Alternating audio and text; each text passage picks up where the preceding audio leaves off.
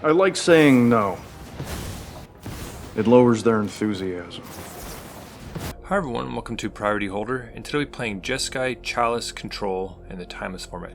Now as the name suggests, we're built around the card Chalice of the Void, so no 1-drops for this blue deck. We're hoping to punish other people's 1-drops, and it makes it so we have less things to worry about with our counterspells. So we have mana drains and counterspells, as well as a few Jwari Disruptions, and Chrome Mox helps us power out turn 1 Chalices or hold up turn 1 mana drain and stuff like that. We have some defensive spells like Phlage and Teferi, Supreme Verdict to clean up stuff, One Ring to supply cards and buy us time, and Solitudes to help us survive the early game. So let's jump into some games. Alright, so this is a reasonable hand. It is somewhat land light, like we're definitely going to have to play the Jwari Disruption. Alright, blue-white land from the opponent. We'll have to see if they're doing something similar to us. We're just going to play the Disruption. So we did not draw a land number 3 yet. Okay. 2 blue mana open. I'm not going to slam the Chalice into open blue mana like and feed like a mana drain. Just let them go off, you know. So, not to mention, like, I'm really prioritizing the Surveil off that fetch to help us find land number 3. Alright, so opponent's also just going to Surveil right now. They're going to keep it. And we're going to crack the fetch at the end of their turn. And because we have mana drain and counterspell, want to lock up a blue source. So we're going to grab a Meticulous Archive. Supreme Verdict doesn't even seem like it's going to be good in this matchup, and we want more lands. Alright, so thankfully we drew land number 3, or else it could have got real ugly. So the opponent is going to put a Chrome Mox on the stack. Now I ultimately let this resolve, but I think that's a mistake. I should have just counterspelled it, because mana is super important in these control mirrors right here. And it would have maybe forced them to use an answer and, like, you know, or at least take them off the mana source. Either one of those is good for us. So I think that's a mistake on my part. We'll see if that comes back to bite us. So no matter what, we get to surveil planes on top. It didn't feel like I had the luxury to bottom it. Like with all the double blue spells we have, like it means we can't keep up counterspell and mana drain. So I decide this is a perfect time to put a Chalice X=1 on the stack to see if they want to fight over it. We could fight a little bit. But they let it happen, but they miss a land drop. And you could see how clutch countering that Chrome Mox might have been, like just forcing them to use resources, you know. Alright, so they did find a land the next turn, but then we miss a land. So if we already had 5 mana, I might have tried to throw a Teferi out there and then have counter backup. But the fact we only have 4 is really tough. Now, I was about to pitch the Supreme Verdict, but we're also running Chrome Moxes, and so I'd love to stick a Supreme Verdict under Chrome Mox. Not to mention Phlage is useful in the graveyard, you know. So just tuck to Phlage in the graveyard, and then we miss another land drop while the opponent hit there. So this is pretty devastating. Like I said, in control mirrors, like hitting your land drops is like super important. Alright, so the opponent's passing back to us, and then we miss again. And once again, I do not want to feed a mana drain and just allow them to like slam it to Teferi, then hold up a million mana, you know, like it's just devastating. So I prefer discarding to hand size, as annoying as that is. Alright, so the opponent's doing something here. And they put a Blood Moon on the stack. I'm like, oh my goodness. So we are not equipped to fight this because we only have enough for 1 counterspell, and they have us covered. Despite having 2 more counterspells in hand, our planes is like betraying us right there. So it betrayed us in the counterspell war, but it's good in the face of a Blood Moon. So gonna, you know, now that the shields are down, they could have maybe spell pierced. Oh no, we had Chalice. So we finally found some lands. It feels like too little too late. So we'll have to see what kind of clock the opponents can put us under. So as the opponent, you know, now has us Blood Mooned, I'll link a Blood Moon deck of my own right here. I like playing Prison. Alright, so the opponent is up to something over there. Alright, so they're playing their own One Ring. Alright, so now with each of us shields down, now we each have a One Ring in play, so it's going to get a lot more interesting. We are at like a huge disadvantage right here, though, with only a single white source. So, and you know, it's impressive the opponent is running Blood Moon in a 3-color deck. I have like exceptionally greedy mana base right here, so I'm rapidly trying to dig for a Chrome Mox. Now, because our counterspells are dead, I'm just gonna toss out a Chalice X=2. We're gonna try and chew through their answers somehow. So the opponent is gonna counterspell that. Had that resolved, that might have turned the tables a little bit more in our favor. So, but the opponent is just going to take care of it and move on with their life. Now they also don't have a ton of colored sources. They're going to try and play an Ivory Tower, but our Chalice is going to have that covered. So now it's important to note that the Chalices are definitely not permanent. Like if they can drop a 3 fairy, bounce one of our Chalices, then all of a sudden they're unshackled. Not to mention like Sink into Stupor and stuff like that, or Wrath of the Skies. Like there's a lot. Given that they're a Chrome Mox deck, I doubt they're playing Wrath of the Skies. So we're drawing a million cards, but like cannot, for to save our life, find any of our Chrome Moxes. So gonna have to pitch a bunch of cards. I just want to keep hitting land drops because I'm still hopeful of maybe Teferi bouncing the Blood Moon and then just dumping some Planeswalkers onto the battlefield. That does run the risk of them also having unshackled mana, but now they have 2 layers of Blood Moons, and so that's looking pretty bad. Kept the Raugrin Triome in hand for this exact purpose of cycling. Alright, so the opponent's pitching an Ivory Tower on their end step. Alright, so we're hitting land drops finally, but it's just not really moving us forward. Okay, so there's finally a Chrome Mox. And we drew a Witch Enchanter. So I'd rather resolve the Chrome Mox. So I'm going to toss a Witch Enchanter out there. At this point, I'm probably just going to target their Chrome Mox, had it resolved. But the opponent's just going to mana drain that, which we're fine with at this point. We're going to see if they let a Chrome Mox through.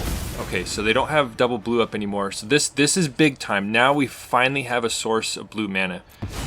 And for those discards, like it might have been worth it to hold on to some Preem Verdicts for the eventual Chrome Moxes, So still have to discard to hand size. We did finally find a land, so I'm keeping as much free spells as possible. So we're keeping like the Solitudes. We do need to keep enough white spells for them, so that's another argument for keeping some Supreme Verdicts in hand. So the opponent is also going off with the One Ring, and yeah, they're going to be able to play their Chrome Moxes. So they're sticking their Supreme Verdicts under the Chrome Moxes, and they have another basic. Alright, so they're going to reset their One Ring. So this could become just an attrition battle where it's whoever can die, whoever dies to their One Ring basically first. So we're up to 4 counters on ours. We haven't found a replacement one. Now it's almost certain if we find one right here, which we don't, if we put a One Ring on the stack, they're almost certain to counter it and just try and have us die to our own One Ring, So we're going to play the land, and I'm going to attempt another Witch Enchanter, which the opponent is probably loath to resolve. Yeah, so they're going to mana drain that. And I'm honestly okay with that, like eating a counterspell. Now the opponent could still have a counter, given that they have 2 Chrome Moxes up right now.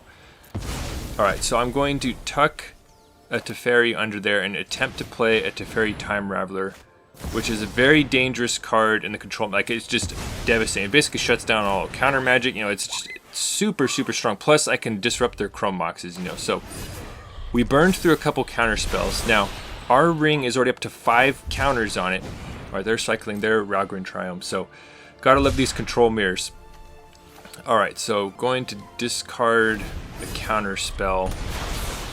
It's looking less and less likely we're actually going to be able to counter anything the rest of this game. So the opponent has double mana drains going up, so they have like infinite mana. We'll have to see if they have like a Shark Typhoon or something crazy to pour it into. So they're going to draw some cards off their One Ring.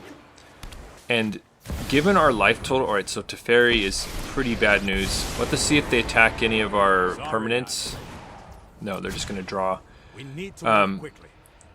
So, and they have another One Ring. Okay, so it doesn't appear they're in any danger of dying from their One Rings. So they've reset their ring counter count, and we're like dangerously close to dying ours. So given our life total, we're at 8. We're about to be dinged for 5. Their probably plan right now is to have us kill ourselves with our One Ring, because as it stands, next turn we lose to the One Ring. So that's what I'm trying to navigate right now, is how to not die to my One Ring. And it's really, really bleak at the moment. So, going to attempt a Chalice X equals 2 right here. Want to see if this just eats a counterspell. If not, it's going to shut down all counterspells and mana, and it resolves. So now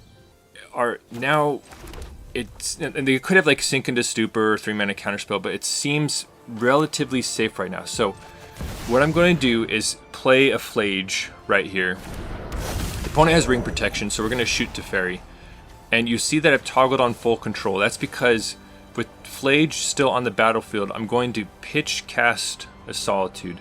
Now, we actually have enough mana to hard cast it, but we have a shortage of colored mana and a surplus of cards, and so I'd much rather pitch cast the Solitude and preserve, you know, just use the resource that we have in an abundance, you know. So,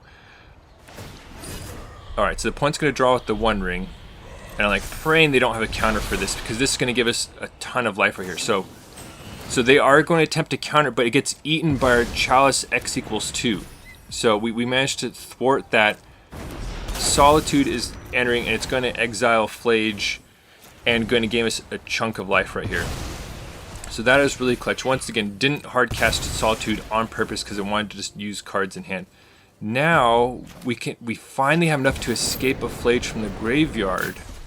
And so that's going to do two things. One, it's going to gain us a bit more life, and it's going to shoot down Teferi. So all of a sudden, feeling way better. Not to mention, we finally found Chrome Mox number 3. Just going to stick one of the dead counter spells under it, since we're under Chalice X equals 1 and 2 right now. So now the opponent is in the danger zone. Now they have access to like a million cards and way more colored mana than us. Alright, so they still had a Supreme Verdict in their back pocket. But Phlage can just escape again though, so unless they have some graveyard hate. Now I figured for sure the opponent would like tuck our Chalice X equals 2, but they just draw right there. Alright, I guess they're just trusting their cards in hand, so they have another Chrome Mox. Alright, they're sticking a Counterspell under it. So once again, I was shocked the opponent didn't tuck our Chalice X equals 2 to like unshackle their Counterspells. Because now they're in big trouble. So we're going to draw again, and that, yes, that is a One Ring with 7 counters on it that you are seeing right here. So we found our other basic in the whole deck. And now we can finally reset the One Ring.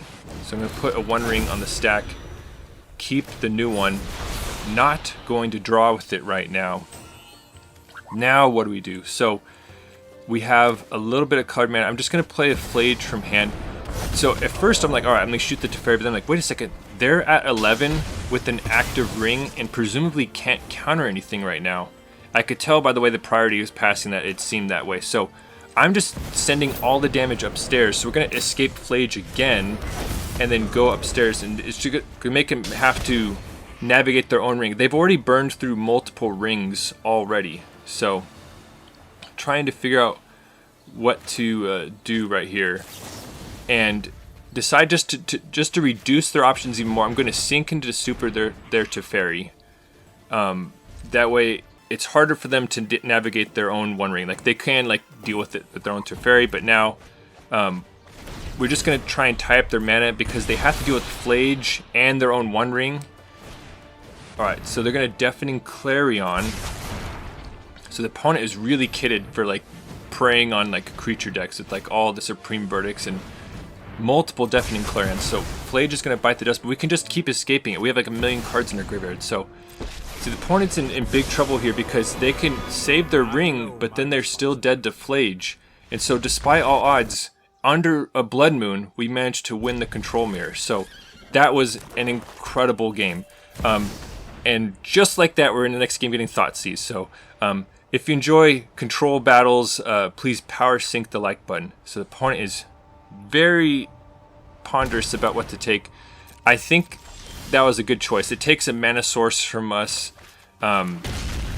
It's basically like Thoughtseizing a land away, which against a control deck is pretty strong. So I think that was a good choice from the opponent. Alright, they have another Thoughtseize, so let's see what they take this time. And I was shocked they didn't take the Chalice. They took the Mana Drain. So, I mean, we like I'm assuming they're the black deck, that they're a Dark Ritual deck. They obviously have Thoughtseizes. I was shocked that they didn't take the Chalice there, so maybe this is why. Maybe they cleared out all their 1-mana spells and they think they can go the distance with like Bowmasters and stuff, but we'll see. Now, I am running, if you count the Embassies, 24 lands in this deck, plus the 4 Chrome Moxes, but I do feel like I was sort of getting mana screwed at times, so I could see maybe needing to go up to 6, maybe just gen 2 more MDFCs or something, but I'm not exactly sure what to take out though. Alright, so the opponent has a Chrome Mox of their own, and they can play a Phyrexian Arena. Okay, so they're going to start grinding out some card advantage, and we draw Chrome Mox, which is really clutch. Now, even though we like can't play a whole lot right here, I'm gonna do it and just play a One Ring. Now this is a little annoying in the face of a Bowmasters. Like, we can pitch cast Solitude and then draw with the ring. I decide just to pass. Alright, so opponent's drawing some cards at Phyrexian Arena. I'm honestly, like, with ring protection, like, I'm not too scared about drawing right here. So yeah, the opponent's just gonna point the damage at their Orc army and grow it. At least we're not taking it, and it bought us a turn off from attackers. And we sort of have like a surplus of ways to deal with the Bowmasters, so I wasn't too scared about drawing into it right here. So we're going to Phlage the Bowmasters down, gain some life, and then attempt to draw. Now they could just Bowmasters us right away again, but we did miss a land drop. And so this is what I was talking about, like the land count. Like, if you're 24 plus 4 Chrome Moxes means like that's a lot of mana sources, but it's tough at times because we're like a tap out control deck. Like, there's only a few instant speed things we have, you know. So if you pack your, you know, and we're not running brainstorms because we're a Chalice deck, so maybe like the consult the star charts from Edge of Eternities that's coming out soon. Maybe that's like what this deck needs, you know. So all right. Once again, we have a surplus of cards right here, but not mana, so I'm going to pitch cast a Solitude to take care of Bowmasters before we draw with the One Ring and hopefully find a land. I could see an argument to just bolting in the Witch Enchanter land and hard casting a Solitude, but the thing is, the opponent is a black deck. They're probably kitted with tons of like creature removal, so and we might need to play the lands anyway. So gonna just play Teferi Time Raveler as like a really clean answer to the Orc army now that Bowmasters is gone, and going to play a land, and like things are like pretty well in hand right here. Like, if they play anything nasty, we can mana drain it. And all right, One Ring, yeah, we're gonna snap mana drain that. Like, we don't want them to have Phyrexian Arena and a One Ring in play. Like, it might be hard for us to keep up with that kind of card advantage. So we're going to mana drain the One Ring, not to mention, yeah, the opponent's seen enough. So we had things thoroughly locked up at that point. All right, so we're going to play the land and pass. Like, don't anticipate needing to cast that spell at any time soon. All right, so the opponent plays a Plains and passes.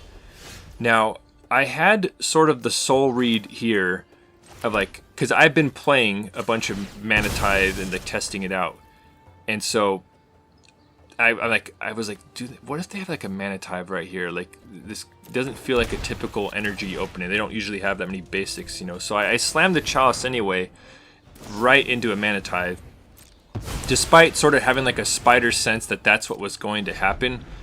I think had I, like, if they had a Counterspell or Mana Drain in hand, it would have been different. But you can see how poorly things are going to go now.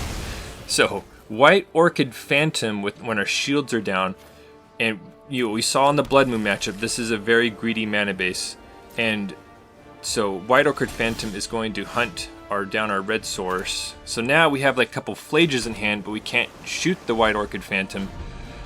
Not to mention, worse than that, is that we drew our other basic, and the opponent plays a Field of Ruin. So it's just a nightmare scenario. Like, would have loved to just still have that basic in the deck for like when they blow up something to fetch it out. So I think this is a mistake right here. I'm holding up Mana Drain, but the opponent's going to pop our land. I think I should have just used the fetch and then played a Phlage to shoot the White Orchid Phantom. I think I was scared of Ephemerate, but we had Solitude in that kind of scenario. Because this is the nightmare scenario right here. And I think this is a mistake by me. Compounding the mistake. Grabbing a Surveil land here, it's going to give them a chance to pop our red source, and we know we have no way of like getting you know, a mountain or anything off it. So the opponent does see the line. They're going to demolition field our land. So I should have just left the fetch uncracked till our turn to blow up the White Orchid Phantom. Much better than that would have been doing it the previous turn. So you could see how things started going bad. Now we do have some Chrome Moxes, so that's going to help the situation immensely. So, and going to Chrome Mox, basically priced into Chrome Moxing a Phlage to get a red source, and going to attempt to Phlage it down right now. So as we hunt the White Orchid Phantom, I'll go ahead and link a land destruction video of my own right here. I've definitely dabbled in the White Orchid Phantom life. So now, the whole game I've been noticing priority passes from the opponent when the mana was you know, tapped out and stuff like that. So it's basically like 100% certain they have a Solitude in hand. From how, you know, it could be like a surgical extraction or something else, but that's less likely. All right, so the opponent's going to Karn away our Mox, which is really unfortunate. Now we draw another Chalice. I'm just going to play, like, there's nothing else we can play right now. I'm going to Chalice for 1. The thing is, the opponent can just blow it up at their leisure with Karn, you know, so like it's not doing anything. Alright, so Karn's going to grab something. And so this is how you get punished. Like, we have a greedy mana base, the opponent is just basic checking us, and we don't have them. We also had the unfortunate luck of drawing one of our basics, you know, so the opponent is going to play this taxing card, which is super annoying. It makes our next non-creature cost 2 additional mana. We did draw a blue source though, so I'm going to shock in that land to have mana drain up. Alright, so Karn is going to grab something. There's liquid metal coating. That's pretty nasty, so I'm going to attempt to mana drain it. And it does work, so we will get a little infusion of mana, and the opponent is going to crack Tormod's Crypt and just take care of our Phlage. So the opponent is just tightening the vice grip on us at this point. And they didn't even feel the need to play the Witch Enchanter and blow up our Chalice. They're not even scared of that. So I'm hanging on for dear life. So I'm going to Solitude their creature away and attempt to start attacking into Karn. And we'll have to see if that's good enough. Now, the thing is, the opponent has Monumental Henge, and they rip a 1 ring. So that is not great for us. Alright, so they're going to blow up the Chalice, play the 1 ring. And I'm like, alright, maybe I can kill Karn and get back into this. We do have a 1 ring, but then they have another Field of Ruin. So it's just going to... Basically, it's giving me practice for when I'm playing against all these strip mines. So, alright. And we draw another land, but I'm just like, alright, like, maybe I can kill the Karn and get back into it. Once again, like, we sort of knew there was like a Solitude from like how the priority was being passed. So this is really tough. I think this is just a really, really tough matchup given how our mana is. So I'm going to time jump here because I basically hung around for way too long. I was waiting to see their win condition. Well, their win condition is just smashing us down with the 1 ring. So I waited 1 more draw. We didn't get there, and we're just going to move on with our lives. So next game, this hand looks really strong. So we have turn 1 mana drain up, and we're going first. So we have like a really strong defensive position. So we're going to tuck a Teferi and play a land. Gotta make sure you don't accidentally play the plains right there, because you want the fetch for holding up mana drain or like surveilling if they don't play anything interesting. Vexing Bauble.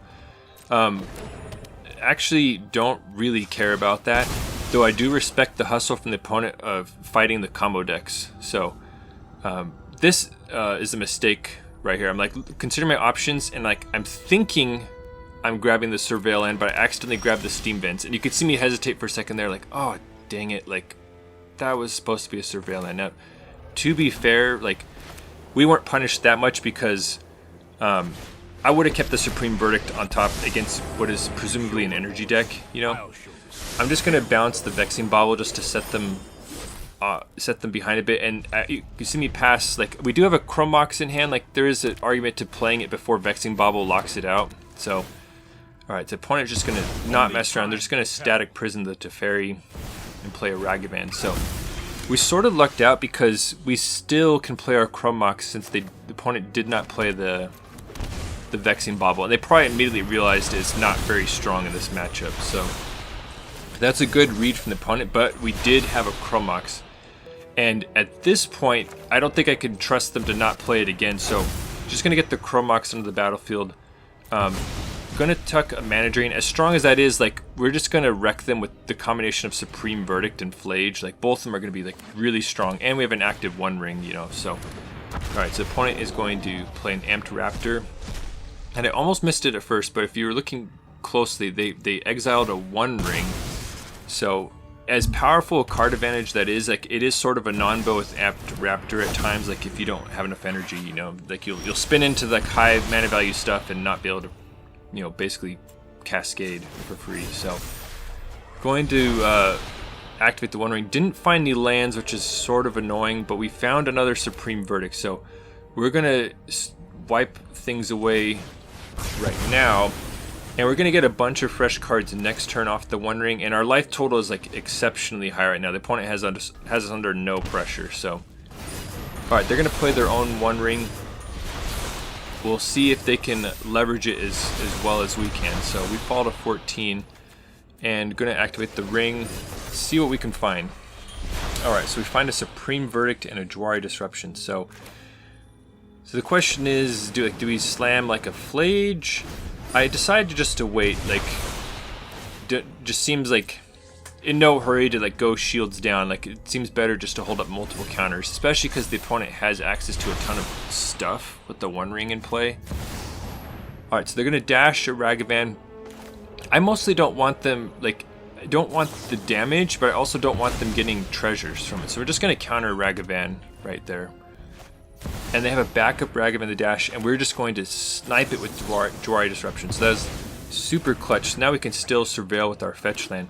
And there's the second main phase Land of Shame right there, with the sort of force spike effect. So now we're going to grab a surveil land correctly, and deciding about the land on top or on bottom.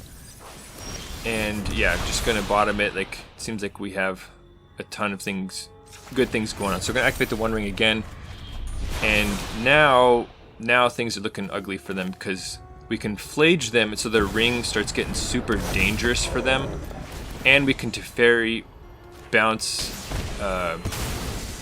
We could, I guess, bouncing the Static Prison doesn't do anything because it just puts the same Teferi into play. So, going to put a new copy of the ring in place so we don't die to ours accidentally. So we're going to grab a basic island. And it gives us ring protection. So, the nice thing is like this. As us going shields down, so yeah, the opponent could have played a bunch of stuff, would have untapped Supreme Verdict, like it was pretty lost cause for them. So we're operating on a mulligan. This is a little bit tough. I'm gonna put the shock land in there because it can't cast Mana Drain. Oh great, turn 1 Dark Ritual from the opponent. Let's see how ugly it gets. Alright, turn 1 Necro. Don't love to see that Ornithopter. Okay, so the opponent is going to, you know, it just takes forever to activate Necro, so I'm speeding through this. So we'll have to see how deep they go. If they go too crazy in Necro, we can just try and burn them out with like Phlages, you know. So, and then it's always important to go through their graveyard and their exile pile to try and understand what they're playing. So that's me. And notice they had an Assassin's Trophy, so it's interesting to note they have that kind of answer for like Planeswalkers and stuff in their deck. So we're going to play a Chrome Mox and try and look threatening right here, but we know we can't cast anything, so maybe the opponent thinks we have like a memory lapse or something like that, but the thing is, they've already, yeah, anyway, they have sort of like uninterrupted access to cards right here, so the opponent's going to Necro a few more times, and this is just like the desperation surveil right here, trying to find something nice. So going to grab a Meticulous Archive and Phlage. I mean, it could just like Phlage down Ornithopter, which then like weakens their Springleaf Drum, and I guess they still have fodder for like Beseech the Mirror. So I'm a little worried, and so I'm holding up Mana Drain. And I guess it's worse for Phyrexian Tower also. So the opponent had the backup Ornithopter anyway, so I don't know. Maybe it would have been better to. Oh, I guess we couldn't have Phlaged no matter what. We didn't have it in hand anymore. Never mind. Alright, so the opponent is going to Chrome Mox and not imprint anything. Alright, so they're going to Beseech away the Chrome Mox. So they're just upping the storm count, presumably. or putting like an artifact in play they don't really care about. So this seems too dangerous to let resolve. I'm trying, I think maybe I should have just grabbed Island there. I was trying to keep options up for Phlage, because by getting a blue-white land, like, it helps make Phlage more of an option. However, we did pump up the storm count with that counterspell, and so the opponent casts a Weather the Storm, which gains them a ton of life, allowing them to go like super deep on Necro. So now they draw a million cards and they still have a ton of life to play with. So don't love that. Do love another mana drain. Going to just slam the One Ring right here with our free colorless mana and desperately try and draw something. The Ring Protection also can give us like at least a 1-turn reprieve from Tendrils of Agony, you know? So, considering the Steam Bends, oh yeah, definitely gonna put it tapped. So we have options for Sink into Stupor. Now I'm hesitating here because I'm like, do I need to like bounce the Necro? But it almost seems like it's done the damage already. Like the opponent might not even care about Necro anymore. So the opponent's gonna activate Necro once, twice, and that's it. So they're going to their end step.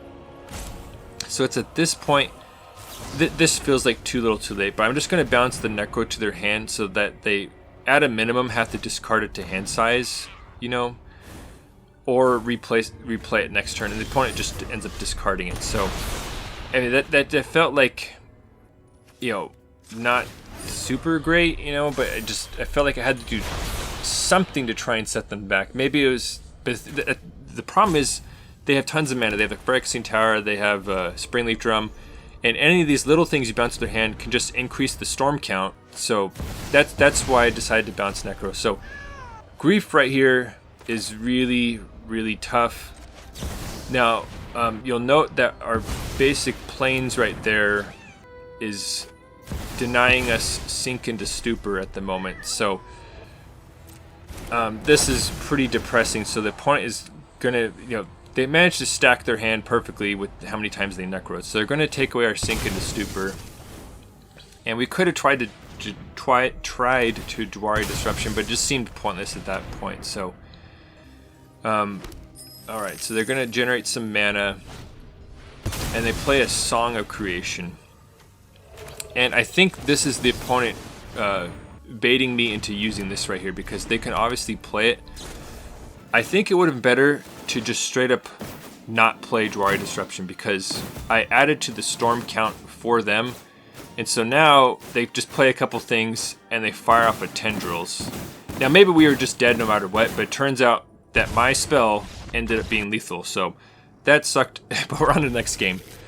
Now this is a turn 1 Chalice X = 1 though, so the main question is what to tuck under the Chrome Mox, because we're gonna have to bolt in to Sink into Stupor. In the dark, I'm gonna just stick to Teferi under there, because if it's like a energy deck we're facing, like, we're gonna really want the Supreme Verdict. It will suck if it's like a slower deck though, or a non-creature deck, then we would have much rather stuck Supreme Verdict, you know. So it's just a judgment call. Okay, so blue-black land surveilling away a One Ring makes me wish that I had stuck Supreme Verdict under the Chrome Mox, but you know, you live with it. Alright, so the opponent's passing, and I'm just going to pass back with mana drain, mana up, and let's see what the opponent does. They're going to fetch an island and play an Orcish Bowmasters. Okay, so it looks like the opponent is a more of a mid-rangey deck. Like, the way the mana was working out, like they might have been like a show and tell deck, though those decks don't usually play the One Ring, you know, so they could be like blue-black control or blue-black mid-range. So they're going to crash in. I let the Bowmasters happen because we have the Supreme Verdict. I could see, like, yeah, I don't know. I figured I'd save the mana drain for something that we can't take care of. And I'm just throwing out a Chalice X = 2 because we have plenty of ways around it, and I figured it was something the opponent would not like to happen. So they do, in fact, counterspell it, and they're going to cycle a Troll of Khazad Doom. So I'd like to think the Chalice is shutting off reanimates, possibly like Tamios and Brainstorms, you know. So who knows how many dead cards are in the opponent's hand. Now I was really hoping they'd add more to the board right here. Not in that way, I was hoping they'd add creatures, so One Ring is a little bit tough.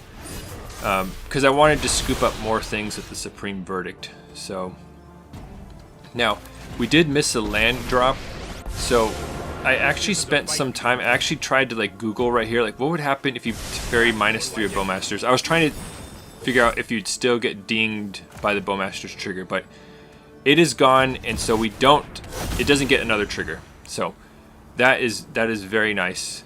And at this point in time, am going to stick a Supreme Verdict under there. That is a little risky because if they play like a Psychic Frog, things could get pretty nasty, you know. So now our Teferi is going to just simply die from an Orc army attack, which is sort of annoying because it is really useful to have him play against them. So maybe that's an argument for just slamming Supreme Verdict, but I really wanted to get more mana sources. It was feeling a little dangerous at that point.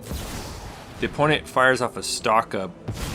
I'm going to mana drain it because that's just like a useful amount of mana to cast Teferi, and don't want them to the Stock Up is just a super powerful card. Don't want them to like dig out of it. Alright, Supreme Verdict is really nice.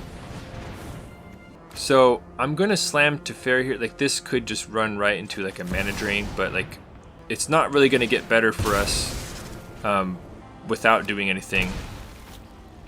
Let's see what the opponent has. Alright. Oh, that's what it is. They have face-up Bowmasters. So, and despite them having face-up Bowmasters, like we need lands, we need like a source of cards. So we're like desperately falling behind right now, like with the opponent's active One Ring. So they're gonna shoot Teferi, we're gonna draw, and they're gonna get a Bowmaster's trigger at Teferi. And it's frankly looking bleak for us. Like we did find the mana source, like, but we have like, you know, we're really vulnerable to being griefed right now, and then we're like in big trouble. So we're just trying to keep progressing the game. Now the thing is, the opponent has a painful mana base and has been taking a ton of damage off their One Ring, you know, so like we do have that going for us. We have them under absolutely no pressure otherwise. So big Teferi bites the dust. Alright, so they're gonna Demonic Tutor. I'm like, alright, well the game's basically lost now. Like what did they get with the Demonic Tutor? Like they probably just maybe a mana drain. They're trying to cover their options. Well, Supreme Verdict thankfully cuts through any potential counter magic, and we have a Jwari. So I'm like just gonna hold it up because it's like our last line of defense. Maybe it was an additional Bowmasters they grabbed. I don't know. But as we lament not having our own card draw One Ring, let me know what your favorite card draw engines are. Is it, you know, One Ring? Is it sort of future sight effects? What do you like to supply cards with? Phyrexian Arena. Alright, so opponent's gonna activate the ring again. They're gonna crack their fetch. And once again, like we haven't really seen like what's going on. Like they've amassed 1 million cards in hand. The opponent falls to 5 life. And it's at this point I'm like, wait a second, like they're almost dead to their One Ring right here. They're gonna be dealt 4 damage next turn. And the opponent sits and thinks for a while. They must be fishing for another One Ring because they just concede. And I'm like, I was shocked. It felt like we were like totally losing that game, but we must have stranded 1 million 1-mana spells in the hand that they couldn't like leverage the cards they had in hand. So anyway, on to the next game against a Leyline of Abundance on the battlefield. So gonna happily slam a turn 2 Chalice of the Void, X = 1. And see what's going on with the other side. A very curious start from them. Alright, so they miss a land drop. I don't know if they had like a 1-mana spell. Well, I guess they didn't play one last turn. Yeah, so the mana situation. Okay, so they did find another mana source.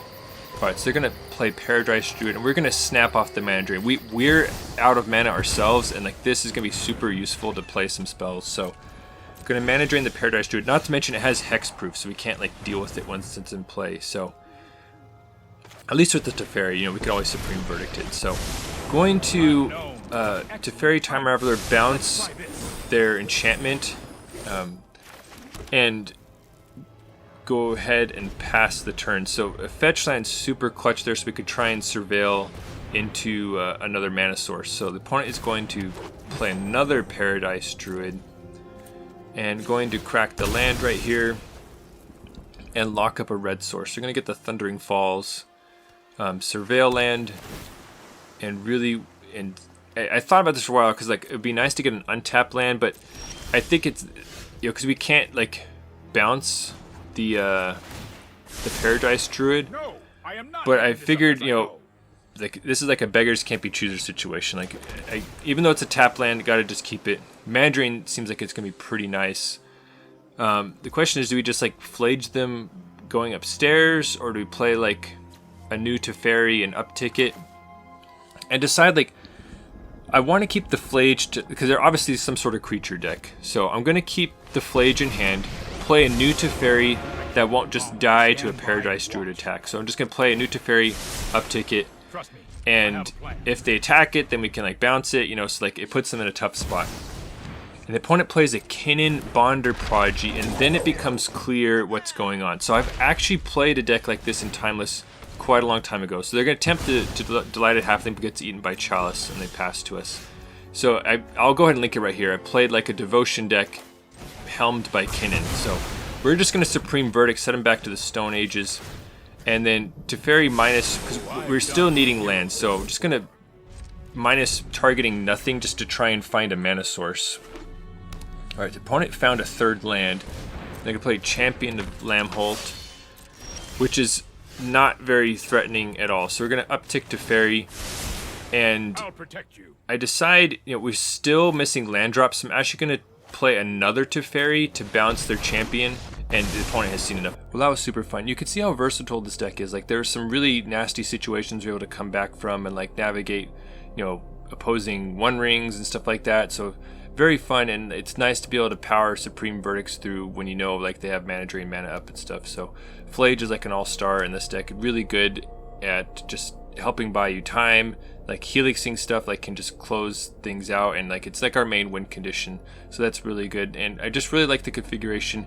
I think it could use maybe like 1 or 2 more lands, not sure what you'd cut, maybe like a couple counterspells for maybe, you know, more MDFCs or something. I'm not entirely certain, but I very much like how this is currently configured.